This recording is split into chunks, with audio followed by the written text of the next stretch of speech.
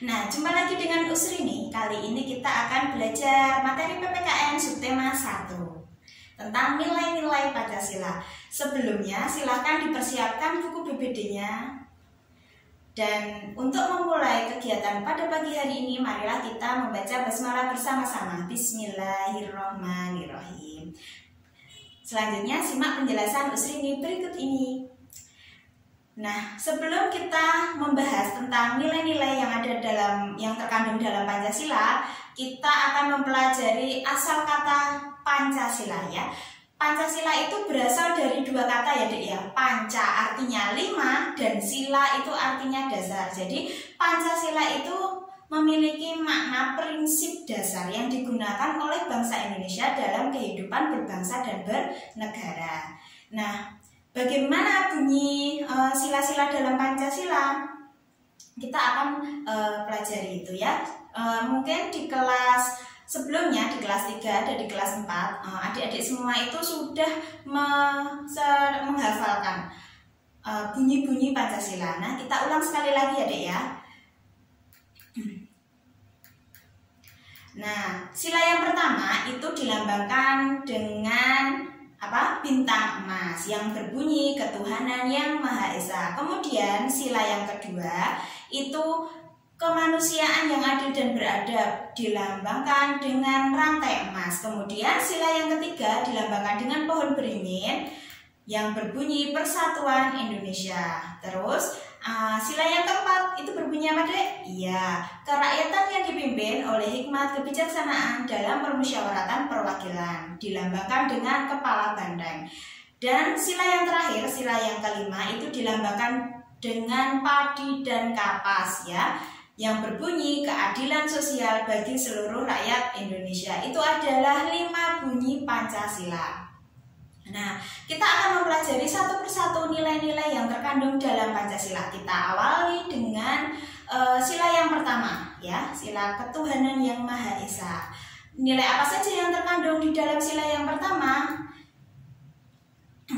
Yaitu yang pertama, beriman kepada Tuhan yang Maha Esa sesuai dengan agama dan keyakinan yang dianutnya. Jadi semua yang berhubungan dengan Tuhan, hubungan dengan Allah, itu termasuk dalam nilai-nilai Pancasila sila yang pertama, ketuhanan yang Maha Esa. Kemudian selain itu ada toleransi antar umat beragama ya.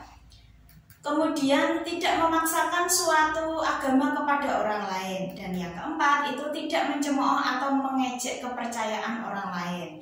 Nah, dalam kehidupan sehari-hari sering kita melakukan kegiatan ya yang tidak kita sadari itu termasuk dalam kandungan nilai-nilai sila yang pertama. Misalkan apa Dek?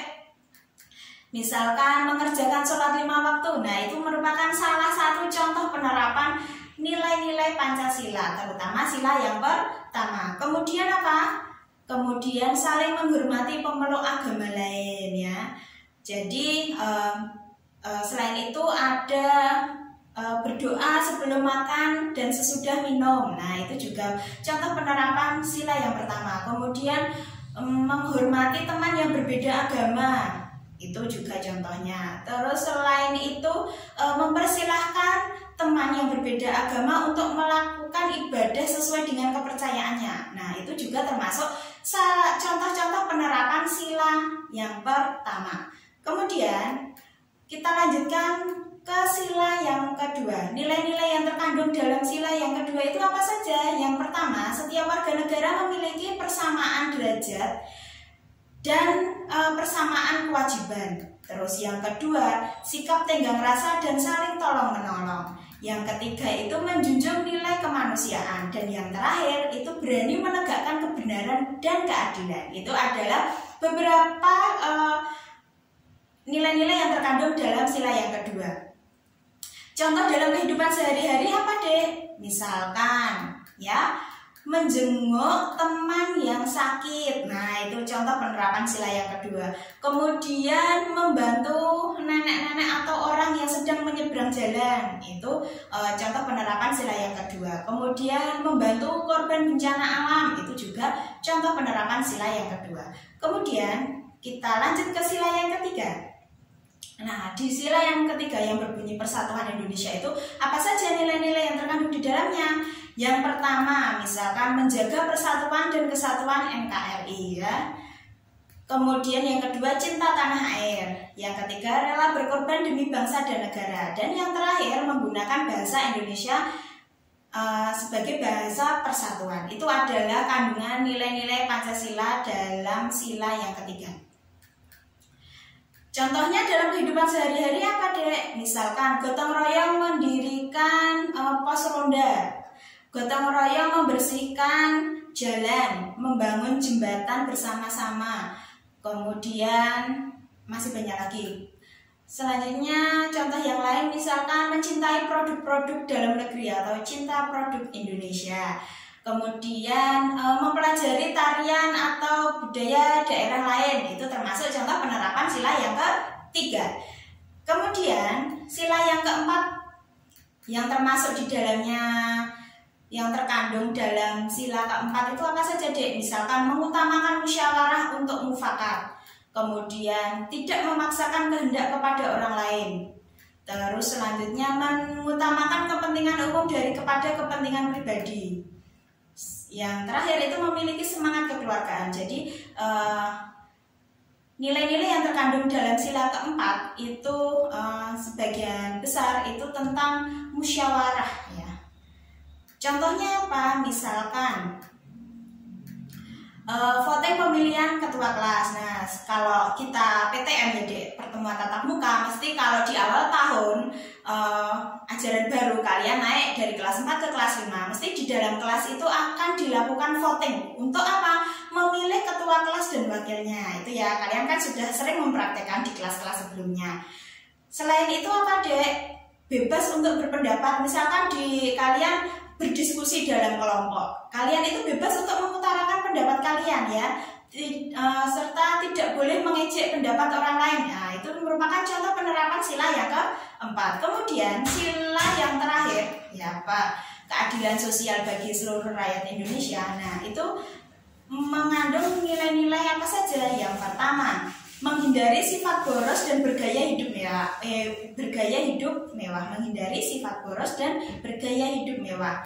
Kemudian menghindari perbuatan-perbuatan yang merugikan kepentingan umum. Yang ketiga, menghormati hak dan kewajiban orang lain. Dan yang terakhir itu mendukung kemajuan pembangunan Indonesia yang adil dan merata. Itu beberapa nilai-nilai yang terkandung di dalam sila yang kelima. Nah, contohnya dalam kehidupan sehari-hari apa, Dek?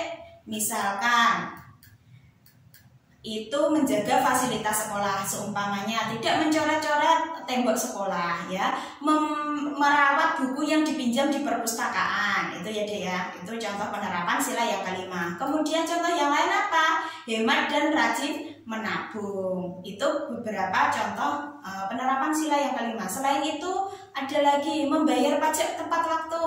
Nah, itu juga antri dalam pengisian BBM, itu juga termasuk dalam penerapan sila yang kelima. Nah, itu saja penjelasan dari Usrini. Apabila ada pertanyaan silahkan menghubungi Usrini. Untuk latihan silahkan dikerjakan buku BBD-nya ya, Dek ya. Subtema 1, pembelajaran yang ketiga, muatan PPKN. Cukup sekian penjelasan dari Usrini. Apabila ada kesalahan, Usrini minta maaf dan kita akhiri dengan membaca hamdalah bersama-sama. Alhamdulillahirobbilalamin. Wassalamualaikum warahmatullahi wabarakatuh.